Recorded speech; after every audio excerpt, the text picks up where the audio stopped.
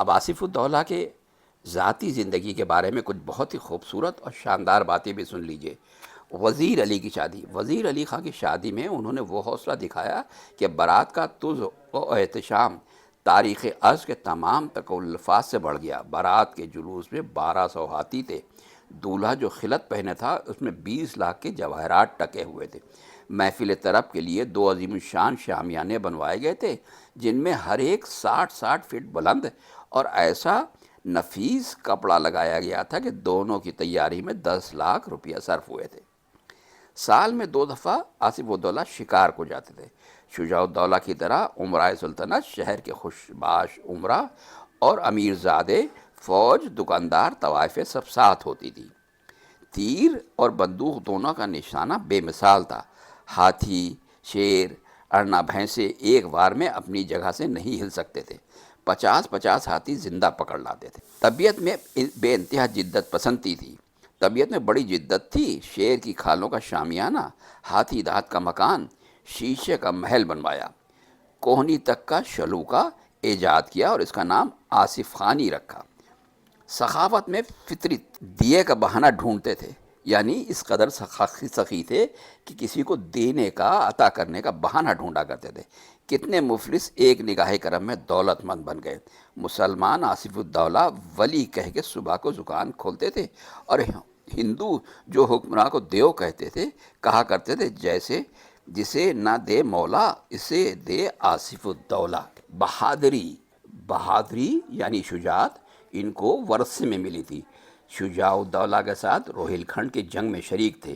نواب محمد علی خان کو انہوں نے رامپور کا نواب بنایا۔ ان کے بھائی محمد خان نے ان کو قتل کر کے ریاست پر قبضہ کر لیا۔ آصف الدولہ کو معلوم ہوا تو ان پر فوج کشی کی۔ انہوں نے 67,000 روہیلوں کو اکٹھا کر کے سخت جنگ کی۔ نواب نے ان کو شکست دی اور رامپور جا کے محمد علی خان کے بیٹے احمد خان کو تخت نشی کر کے لکھنؤ واپس آ گئے۔ رعایا نے ان کا استقبال کیا۔ تمام شہر دلہن کی طرح آراستہ تھا۔ سڑکوں پر تماشائیوں کو ہجوم تھا، کوٹھوں پر طوائفیں بن ٹھن کے بیٹھی تھیں۔ وہ روپیہ اشرفی لٹاتے شہر میں داخل ہوئے اور طوائفوں کو انعام تقسیم کرتے محل سرا پہنچے۔ حکومت اودھ کی تاریخ میں یہ آخری جنگ تھی جو آصف الدولہ نے لڑی اور فتح حاصل کی۔ اس فوج کشی میں آصف الدولہ کے ساتھ جو توپیں تھیں ان کے نام یہ ہیں: دھوں دھکار، یم ڈکار، کڑک بجلی، گھن گرج، ملک میدان، فتح پیکر، شیر پیکر، اجگر، فتح لشکر، نہنگ اور خود پسند، کھنڈوتی، سرجیو، سنگار دل، صف شکن، وزیری، جہانگیری، حیدری، سلیمانی، پھل جھڑی، فتح یاب، غباری، انگریز بان، گنجال، شترنال، گھڑتال، ہتنال۔ شاہ عالم کی مدد بھی انہوں نے کی۔ شاہ عالم کو جب ضابطہ خانے نے ستایا تو ایک رقم اور فوج بھیج کر ان کو نجات دلوائی، جس کے صلے میں وزیر الممالک رستم جنگ خطاب ملا۔ بزدلوں سے نفرت تھی۔ سیما اور نورا بھانڈ نقل کر رہے تھے۔ نواب قاسم علی خان یعنی ان کے ماموزاد بھائی کو تفریح سوجی، ایک ہوائی فائر کر دیا، دونوں بھانڈ گر پڑے اور ہائے وائے کرنے لگے۔ اس بزدلی پر دربار سے نکلوا دیے گئے۔ کھانے کے بھی بہت شوقین تھے۔ 2200 روپے روز کا کھانا ان کے باورچی خانے میں پکتا تھا۔ دینداری بھی بہت تھی۔ پہلے شراب پیتے تھے، پھر توبہ کر کے بھنگ پینا شروع کی۔ غفرہ مآب نے بھنگ کی حرمت بیان کی تو اس کو بھی ترک کر کے افیون پر اکتفا کی۔ غفرہ مآب کی تحریک سے کربلا سے نجف تک نہر نکلوائی جس میں 80,000 اشرفیاں صرف ہوئیں۔ تعزیہ داری بڑی عقیدت سے کرتے تھے۔ محرم میں پا پیادہ گشت کرتے تھے اور شہر کے تعزیوں پر نظر چڑھاتے تھے۔ دوسرے عمراء اور اہل شہر بھی محرم میں تعزیوں کی زیارت کو نکلا کرتے تھے اور نظریں چڑھاتے تھے۔ اس کا اثر یہ ہوا کہ گلی کوچہ ایسا نہ تھا جہاں تعزیہ نہ رکھا جاتا ہو، اور کوئی فرقہ ایسا نہ تھا جو تعزیہ نہ رکھتا ہو۔ دولت مند ہندوؤں نے عالی شان امام باڑے بنوائے جن میں مہاراجہ جھاؤ لال، راجہ ٹکایت رائے، راجہ بلاسپور، راجہ مہرا اور مہاراجہ میوا رام کے امام باڑے مشہور تھے۔ میوا رام کے امام باڑے کا خرچ 3 لاکھ روپے سالانہ تھا۔ یہ مسلمان ہو گئے تھے۔ خود آصف الدولہ کا امام باڑہ ہندوستان کی مشہور عمارتوں میں ہے جس کا رومی دروازہ، باولی، بھول بھلیاں، لداؤ کی چھت، عمارت کی وسعت، شان و شوکت اور فنی اہمیت سیاحان عالم کو حیران کر دیتی ہے۔ اس کو ایسا آراستہ کیا کہ دیکھنے والے اشش کر گئے۔ ایک ایرانی سیاح کا بیان ہے کہ اس عمارت کے اندر دو رویہ دیوار پر قد آدم آئینے، سونے چاندی کی گھڑیاں اور جواہرات سے جڑا ہوا سونے کا آرائشی سامان کثرت سے لگا ہوا تھا۔ 400-500 بلوری جھاڑ زمین پر رکھے ہیں، ان میں بے شمار کافوری شمعیں روشن کی جاتی ہیں، اور جب کی روشنی مرصع طلائی سامان پر پڑتی ہے تو دریائے لہریں مارتا ہے۔ 1824 میں بشپ ہیر سیاحت کو آئے تو وہ لکھتے ہیں، اس مقدس عمارت میں کثرت سے جھاڑ لٹک رہے ہیں جن کی روپہلی ڈالوں، پھل دار ترشی ہوئی قلموں کی چمک دمک آنکھوں کو خیرہ کرتی ہے۔ جو جھاڑ بہت وزنی اور لٹکانے کے قابل نہیں ہیں وہ فرش پر رکھے ہیں۔ ان کا نچلا حصہ بہت گھیردار ہے، اوپر کی جانب گاؤ دم ہے، بیچ میں سنہرے اور روپہلے تازیے 8-8 10-10 فٹ اونچے رکھے ہیں۔ ان کے علاوہ نوابان اودھ کے زربختی پٹکے جن پر آیات قرآنی کڑھی ہوئی ہیں لٹک رہے ہیں۔ بڑے بڑے نقرئی اور طلائی علم، ڈھالے، تلواریں، بھالے مرصع جن پر آیات قرآنی اور اسماء الہی لکھے ہیں نظم ہیں۔ مشہور سپہ سالاروں کے امامے بھی رکھے ہیں اور بڑے بڑے آئینے لگے ہیں۔ مورخین کا بیان ہے کہ سامان آرائش اتنی کثرت تھی کہ لوگ اندر نہ جا سکتے تھے، باہر چبوترے سے زیارت کرتے تھے۔ لاکھوں روپیہ کا سامان آرائش اور سونے چاندی کے تازیے یورپ سے بن کر آئے تھے، اور یہ سب کسی مختصر جگہ میں نہیں بلکہ 60 فٹ چوڑا، 360 فٹ لمبا صرف بیچ کا ہال ہے جس میں کوئی ستون نہیں، ارد گرد کی صحنچیاں، شہنشینیں اور آگے کا دالان اسی مناسبت سے لمبا چوڑا اس کے علاوہ ہے۔ یہ سب زمین سے چھت تک بھرا ہوا تھا۔ آصف الدولہ با کمال شاعری، ہر صنف سخن پر قادر اور صاحب دیوان تھے۔ اردو فارسی دونوں میں شعر کہتے تھے۔ ان کا اردو کا کلام میر و سودا کے کلام کی طرح مقبول و مشہور تھا۔ سعادت یار خان رنگین نے مجالس رنگین میں لکھا ہے کہ نواب نجف خان نے نواب مرزا جعفر کو کاٹوٹ سے دلی بھیجا اور مجھے 200 سواروں کے ساتھ ان کے ساتھ کیا۔ جب ہم ریواری پہنچے تو وہاں کے مترسین نے پرتکلف دعوت کی۔ کھانے کے بعد محفل رقص و سرود گرم ہوئی۔ نواب نے مغنیہ سے غزل گانے کی فرمائش کی۔ اس نے وزیر الممالک آصف الدولہ کی یہ غزل گائی: جہاں تیغ اس کی علم دیکھتے ہیں، جہاں تیغ اس کی علم دیکھتے ہیں، وہاں سر ہم اپنا قلم دیکھتے ہیں۔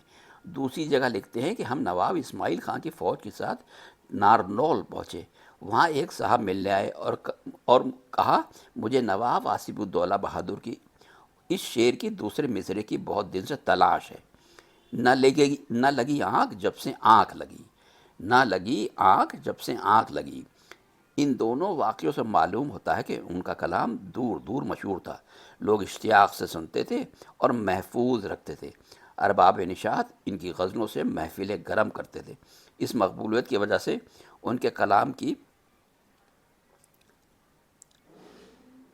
روانی، برجستگی اور سادگی ہے۔ ایک ربائی مشہور ہے، سادگی اور پرکاری میں بے نظیر ہے۔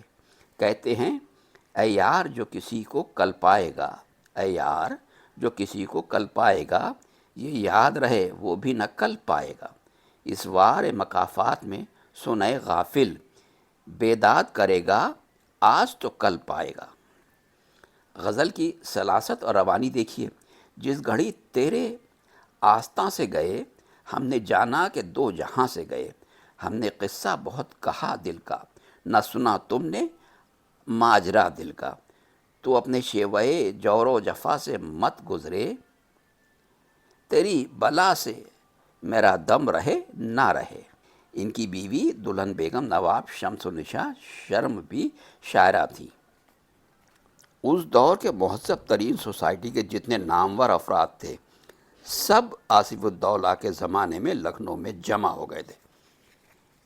دلی کی صبح وہاں سے اکھڑ کر لکھنؤ میں جم رہی تھی، اور لکھنؤ میں ایسا جوش قدردانی تھا جس سے ہندوستان کی تاریخ خالی ہے۔ یہاں تک نوبت پہنچ چکی تھی کہ شاہی خاندان کے افراد بھی لکھنؤ میں آ کر آباد ہونے لگے۔ مؤلف گل رانا کا بیان ہے کہ پہلے مرزا جواں بخت شاہ عالم کے ولی عہد لکھنؤ آئے۔ یہ کچھ دنوں رکے، بنارس چلے گئے، پھر ان کے بھائی مرزا سلیمہ شکوہ آئے، وہ یہیں رہ پڑے۔ آصف الدولہ کے کچھ مشہور شعراء کے نام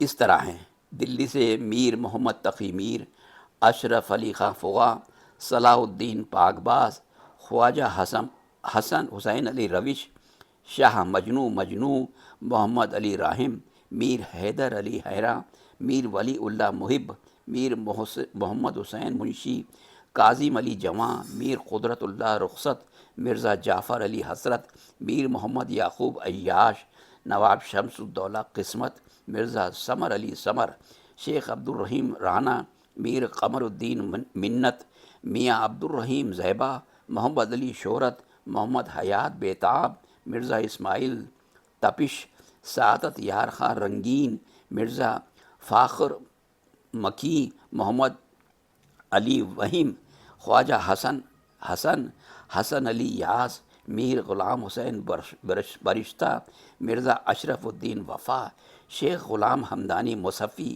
مرزا محمد حسین قتیل، انشاء اللہ خاں انشاء، میر امان اسد، میر شاہ علی خاں، کشمیر سے سلام اللہ خاں تسلیم اور علی نقی محشر، ایران سے محمد خاں آگاہ، مرزا صفی الدین، مرزا اکبر علی، مرزا امامی واصلی، ملا محمد نمیم، روضہ خواں، بدایوں سے نواب محبت خاں محبت، چاندپور سے قیام الدین قائم، بلگرام سے امام علی صاحب خراں، مزاحیہ گو نورتن طوائف حج کر کے آئیں تو انہوں نے یہ شعر کہا۔ آصف الدولہ کی بیوی دلہن بیگم نواب شمس النساء، جن کا تخلص شرم تھا، وہ بھی شاعرہ تھی اور اکثر ان کے شعروں کا جواب کہا کرتی تھی۔ آصف الدولہ کو تعمیرات کا بہت شوق تھا۔ کسی موقع پر کہا تھا، جہاں تک جگہ پائیے عمارت بناتے چلے جائیے۔ شرم نے اس کے جواب میں کہا، نہ کرو فکر عمارت کی کوئی زیر فلک، نہ کرو فکر عمارت کی کوئی زیر فلک، خانہ دل جو گرا ہو اسے آباد کرو۔ آصف الدولہ کا شعر ہے، ساقیہ میں سے چکھا دے کہ بہکتے جائیں، ساقیہ میں سے چکھا دے کہ بہکتے جائیں، برق کی طرح جدھر جائیں چمکتے جائیں۔ شرم نے کہا، اتنے کم ظرف نہیں ہم کہ بہکتے جائیں، اتنے کم ظرف نہیں ہم کہ بہکتے جائیں، مثل گل جائیں جدھر مہکتے جائیں۔ دونوں کی ہم طرح غزلیں کچھ اس طرح ہیں۔ آصف الدولہ نے کہا، جہاں تیغ اس کی علم دیکھتے ہیں وہاں ہم سر اپنا قلم دیکھتے ہیں، جو جلوے صنم تجھ میں ہم دیکھتے ہیں، خدا کی خدائی میں کم دیکھتے ہیں۔ گزرتے ہیں سو خیال اپنے دل میں، کسی کا جو نقش قدم دیکھتے ہیں، جو چاہیں کہ لکھیں کچھ احوال دل کا، تو ہاتھوں کو اپنے قلم دیکھتے ہیں۔ بتوں کی گلی میں شب و روز آصف، بتوں کی گلی میں شب و روز آصف، تماشا خدائی کا ہم دیکھتے ہیں۔ اس کے جواب میں اسی طرح میں شرم نے کہا، خوشی دل میں ہم اپنے کم دیکھتے ہیں، اگر دیکھتے ہیں تو غم دیکھتے ہیں۔ نہ قطرہ کوئی خوں کا باقی ہے دل میں، نہ قطرہ کوئی خوں کا باقی ہے دل میں، نہ آنکھوں میں ہم اپنی نم دیکھتے ہیں۔ نگاہ کرم جس جگہ پر کرے تو، نگاہ کرم جس جگہ پر کرے تو، ہم اس جا پہ باغ ارم دیکھتے ہیں۔ کرم سے تیرے شاد و خرم ہیں یہ سب، مگر ایک ہم ہیں کہ غم دیکھتے ہیں۔ کہاں تاب ہے غیر کو دیکھنے کی، اگر دیکھتے ہیں تو ہم دیکھتے ہیں۔ شرم کا دیوان 1890 میں مطبع نامی لکھنؤ پریس میں چھپ چکا تھا۔ اس دور کے کچھ لکھنوی شعروں کے نام اس طرح ہیں: نواب امین الدین عرف مرزا اینڈو امین خلف نواب شجاع الدولہ، نواب سیف علی خان شگفتہ خلف نواب شجاع الدولہ، میر محمد رضا شاگرد ضیاء، میر محمد مہدی رضا، میر مستحسن خلیق، جلال فیض آبادی، نواب قمر الدین خان قمر، عنبر علی خان قہر، عبد الرحمن احسن، حافظ اشرف، بھورے خان آشفتہ، سرفراز علی قادر، معین الدین کرم، نعیم بیگ نعیم، محمد علی خان اسیم، محمد رضا شکو، شاگرد قتیل، مرزا محمد رضا رضا، محمد علی خان مرزائی محمد، ممتاز مرزا ابراہیم بیگ مقبول، اور چند ہندو شعراء کے نام اس طرح ہیں: لکشمی نارائن دبیر، موہن لال انیس، سیتل داس مختار، پنڈت جے گوپال لائق، رائے چنی لال حریف، منگل لال وفا، لال داس حریف، مٹھن لال مائل، گنگا پرساد رند، لالا بھگوان دت برق، روشن لال روشن۔ ان میں اگر شجاع الدولہ کے زمانے کے شعراء کو شامل کر لیجئے تو ایک جم غفیر ہو جاتا ہے۔ یہ شاعرانہ چہل پہل ہندوستان میں اور کہیں نہ تھی۔ مصنف شعراء ہند کا خیال ہے کہ اس زمانے میں لکھنؤ کو لسانی مرکزیت حاصل ہو گئی تھی۔ وہ لکھتے ہیں، انہوں نے یعنی آصف الدولہ نے نہایت فراخ حوصلگی سے شعراء کی قدردانی کی اور ان کو بیش قیمت تنخواہیں مقرر کی۔ اس لیے اب بجائے دلی کے لکھنؤ شاعری کا مرکز بن گیا۔ عام طور پر مستخب اور برگزیدہ لوگوں نے لکھنؤ کا رخ کیا۔ اس طرح یہ مرکزیت جو ان کو حاصل تھی وہ لکھنؤ کو حاصل ہو گئی۔ موسیقی میں آصف الدولہ کی دلچسپی، رقص و سرود میں سارا شہر ڈوبا ہوا تھا، کوئی گلی ان سے خالی نہ تھی۔ 500 گانے والیاں صرف آصف الدولہ کے محل میں تھیں، جن میں مصری، سندر، بخشی، رادھا، باولی، متھو رام، جنی، رام کلی، سرسوتی ہیرا، نواب جان، خورشید جان، مہتاب جان نے وہ کمال دکھائے کہ تاریخ میں ان کا نام آ گیا۔ کریم بخش، نواب علی، وفا محمد نے طبلہ اور جمن خان نے ستار بجانے میں نام پیدا کیا۔ راجہ مہرا نے کہاروں کے ناچ کو اتنی ترقی دی کہ وہ دربار کے قابل ہو گئے۔ ہیرا لال عرف ہیرا کتھک نے ایسا ناچ دکھایا کہ کتھک ناچ مقبول ہو گیا۔ رؤسا میں سالار جنگ اور علماء میں تفضل حسین علامہ نے موسیقی میں ایسا کمال پیدا کیا کہ بڑے بڑے گویوں نے ان کے آگے کان پکڑ لیے۔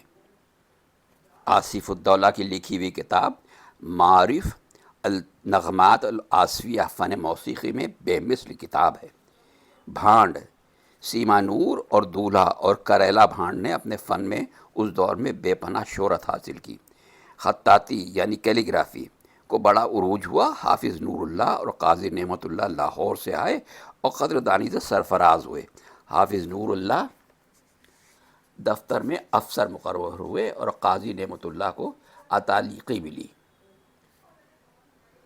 فن سپاہ گیری میں نجم الدین خان، لنگر باز خان نے لکڑی کے فن میں استادی کے جوہر دکھائے۔ میر بہادر علی، میر عطا حسین، میر افضل علی، غلام رسول خان کا لڑکا گوری پٹے باز، میر ولایت علی فتح یاب خان اور ولی محمد خان نے بانک کے فن میں کمال دکھایا۔ فیض بخش باکمال تیر انداز تھے۔ طب یونانی میں حکیم مرزا محمد علی، حکیم سید محمد مرتعش، حکیم پناہ وغیرہ نے اپنے اس فن کو پھیلایا اور اپنی مسیحائی کا لوہا منوایا۔ اسی طرح ان کے دور میں لکھنؤ میں تمام درسگاہیں بھی قائم ہوئی۔ شجاع الدولہ کی جنگی تیاریوں اور سپاہیوں کی کثرت نے عام طور پر لوگوں میں بانک پن پیدا ہوا۔ سپاہیانہ وضع عام ہوئی۔ گوٹا لچکا جو دلی میں مرد بھی کپڑوں میں ٹانگتے تھے متروک ہوا۔ اس کے بجائے قرابین، تپنچا، ڈھال، تلوار، کٹار وضع میں داخل ہوئی اور سپہ گیری کا فن عام ہو گیا۔ شعر و شاعری اور رقص و سرود کا ہر شخص قائل تھا۔ علماء اور طباء کی قدر و منزلت تھی، بڑے بڑے عہدے ان کو دیے جاتے تھے۔ خاندانی شرافت ایک جوہر سمجھی جاتی تھی۔ ادب و تعظیم کا لحاظ تھا۔ پست طبقے کے لوگ شرفا سے بڑی تعظیم کے ساتھ پیش آتے تھے۔ طوائفوں سے دل بستگی عام تھی۔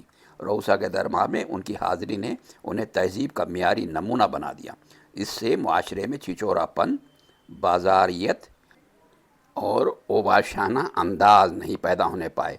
اطمینان و بے فکری نے روسا، شورا، علماء، سپاہی، داستان گو، صناع، دستکار، نقال اور وغیرہ کا جمگھٹا لگا دیا۔ اس اجتماعی رنگ رنگ سے ایک خاص معاشرہ پیدا ہو گیا۔ ہر رئیس کے سرکار سے طبیب، شاعر، شہسوار، سپاہی، داستان گو اور ارباب نشاط کا وابستہ ہونا ضروری تھا۔ رئیس فقط تماشائی نہیں تھے، خود بھی شاعر، سپاہی، شہسوار اور عاشق جاں باز تھا۔ خوشحالی، خوش پوشاکی اور خوش خوراکی عام تھی۔ باغ پن کے ساتھ تواضع اور فروتنی اور عاشقی کے ساتھ تمکنت اور وقار کا دلکش امتزاج تھا۔ اہل بیت سے عقیدت اور مودت، ان کے فضائل و مصائب کا بیان بہترین کار خیر تھا۔ اس کا اثر زبان و شاعری پر یہ ہوا کہ تصوف غزل سے خارج ہو گیا۔ منقبت کے اشعار غزل میں بھی کہے جانے لگے۔ عاشق مزاجی سے میر و سودا کی آہوازاری اور دنیا سے بیزاری کم ہو گئی۔ غرض زندگی کے ہر شعبے میں آصف الدولہ بہادر کے زمانے میں لکھنؤ اپنی شان، اپنے عروج پر تھا، اور وہ تمدن و تہذیب جس کی بنیاد آصف الدولہ کے دور میں پڑی تھی، ایک زمانے تک برقرار رہی، اور اس کا اثر کبھی کبھی کہیں کہیں اکثر دیکھنے کو مل جایا کرتا ہے۔